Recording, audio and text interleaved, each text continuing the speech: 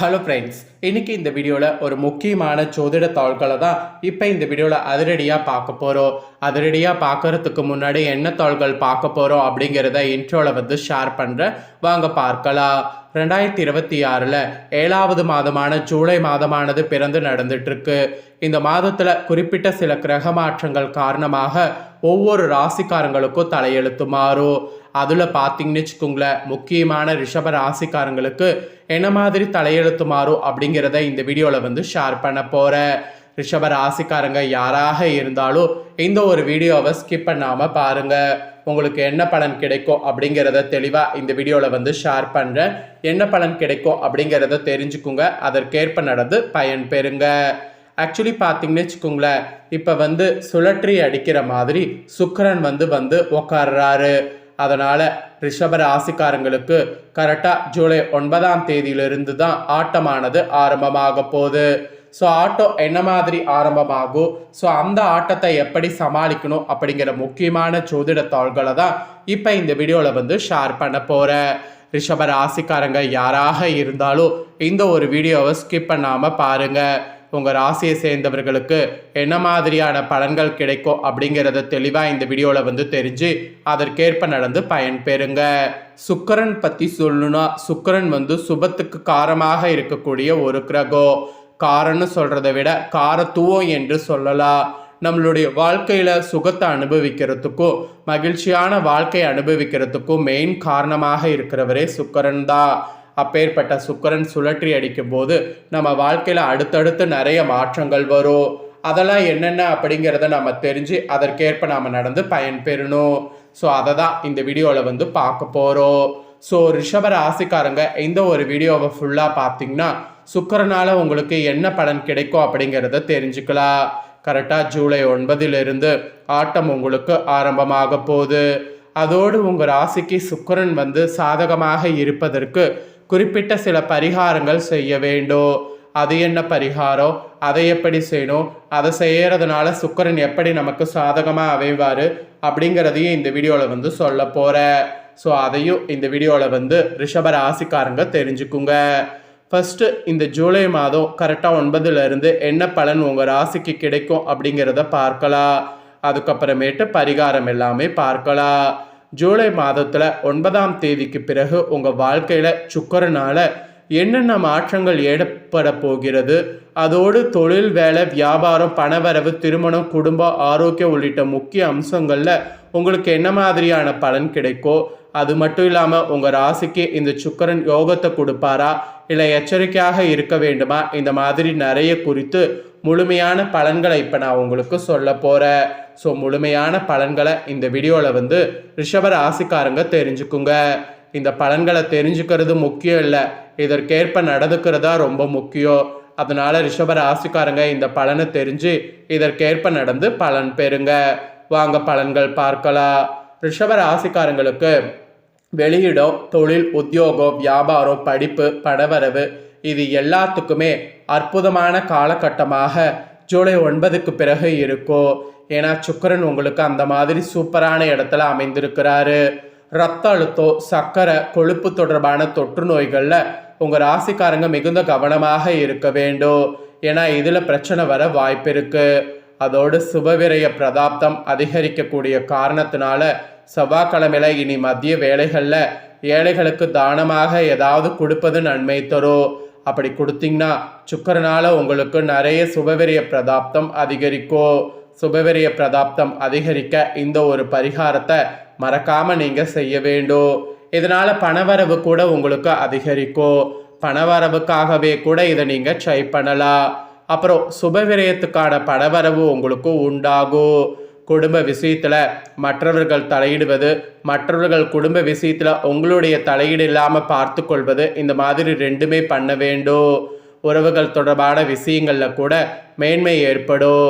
எதிர்பார்க்காத இடத்துல இருந்து நல்ல செய்திகள் வந்து சேரும். வார்த்தைகள்லாம் மிகுந்த கவனமாக இருக்க வேண்டும். அப்போதான் அனுகூலம் அப்படிங்கிற ஒரு விஷயமே உங்களுக்கு உண்டாகும். இல்லைனா அனுகூலம் உண்டாகிறது ரொம்ப ரேரு. ஸோ அனுகூலம் உண்டாக நீங்கள் தான் கொஞ்சம் ஸ்டெப் எடுக்கணும். அப்புறம் தொழில்முறையாக காணப்பட்டிருந்த கஷ்டங்கள், பிரச்சனைகள் அனைத்துமே இந்த சுக்கிரனால் நீங்க போகுது. நீண்ட நாட்களாக இருந்து வந்த எல்லா விதமான சங்கடங்களும் உங்களுக்கு நீங்கும்.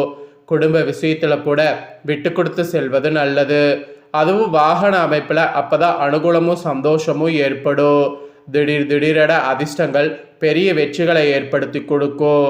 அதனால் திடீர் அதிர்ஷ்டத்தை நம்புங்க. அப்புறம் துர்க்கை வழிபாடு செய்வது உங்களுக்கு முன்னேற்றத்தை தரும். அதனால் துர்க்கை வழிபாடெல்லாம் மெயினாக செய்திடுங்க. இந்த மாதிரி தான் சுழற்றி அடிக்கக்கூடிய சுக்கிரனால உங்கள் ராசிக்கு பலன்கள் கிடைக்கும் என்பது குறிப்பிடப்பட்டிருக்கு. ஸோ இந்த பலன்களுக்கேற்ப நடந்து பலன் பெறுங்க. இப்போ நெக்ஸ்ட்டு உங்கள் ராசிக்கு சுக்கிர தோஷம் ஒரு வேளை இருந்தால் அது நீங்கிறதுக்கு பரிகாரம் செய்யணும். அது என்ன பரிகாரம், அதை எப்படி செய்யணும், அதை செய்தால் கண்டிப்பாக நீங்குமா அப்படிங்கிறது எல்லாமே இந்த வீடியோவில் சொல்ல போகிறேன். அதெல்லாம் இந்த வீடியோவில் ரிஷப ராசிக்காரங்க தெரிஞ்சுக்குங்க. தெரிஞ்சு இதற்கேற்ப நடந்து பயன் பண்ணுங்க, அதாவது பயன் பெறுங்க. ஆக்சுவலி உங்களுக்கு பார்த்தீங்கன்னு வச்சுக்கோங்களேன், சில டைம் உங்களை அறியாமையே பரிகாரம் நீங்கள் செய்யும்போது அந்த பரிகார தோஷத்தை போக்கும். ஒருவேளை உங்களுக்கு தோஷம் இருந்ததுன்னா கூட இந்த பரிகாரம் நீங்கள் செய்தீங்கன்னா நிச்சயம் உங்களுக்கு தோஷம் போகும். ஒரு மனிதன் சொகுசாக வாழ்க்கையை அனுபவிக்க சுக்கிரனுடைய தயவுங்கிறது தேவை. சுக்கிரன் ஒரு ஜாதகத்தில் எல்லா நிலைகள்லையும் கெடாமல் வலுப்பெற்று இருக்க வேண்டும். அப்போ தான் நினைத்தது ஈஸியாக அடைய முடியும். மனித வாழ்க்கையில் காதல், காமம், அன்பு, எதிர்பாலின ஈர்ப்பு, உறவுகளால் ஏற்படக்கூடிய மகிழ்ச்சி, புற அழகியல் சார்ந்த விஷயங்கள், உலகியல் இன்பங்கள், சொகுசான வாழ்விற்கு தேவையான விஷயங்கள், ஆடம்பரமான வீடு, வாகனங்கள், அணிகலன்கள் போன்றவற்றிற்கு காரக கிரகம் சுக்கிரன். ஒரு மனிதன் சொகுசு வாழ்க்கையை அனுபவிக்க சுக்கிரனுடைய தயவு தேவை.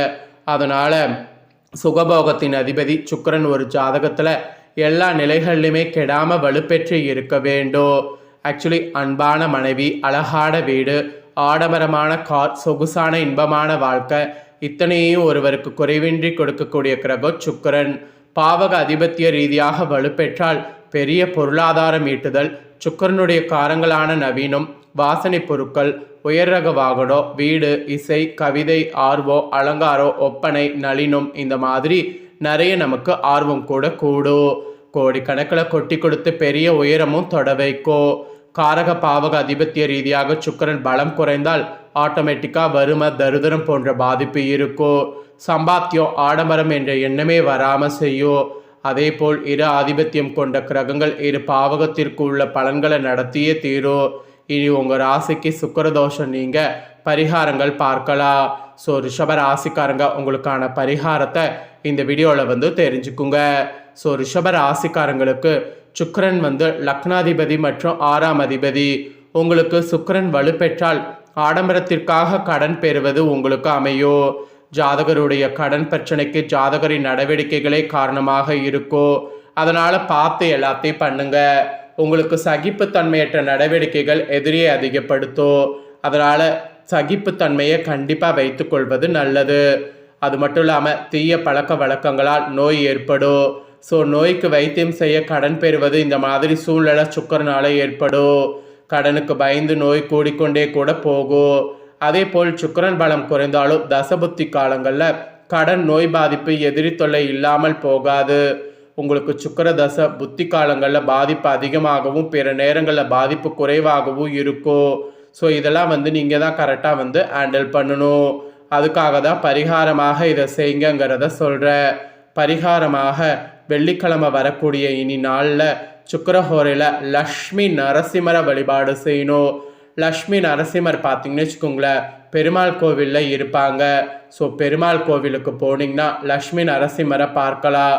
அந்த லக்ஷ்மி நரசிம்மரை வழிபாடு செய்தீங்கன்னா உங்களுடைய கஷ்டங்கள் யாவும் தீரும்.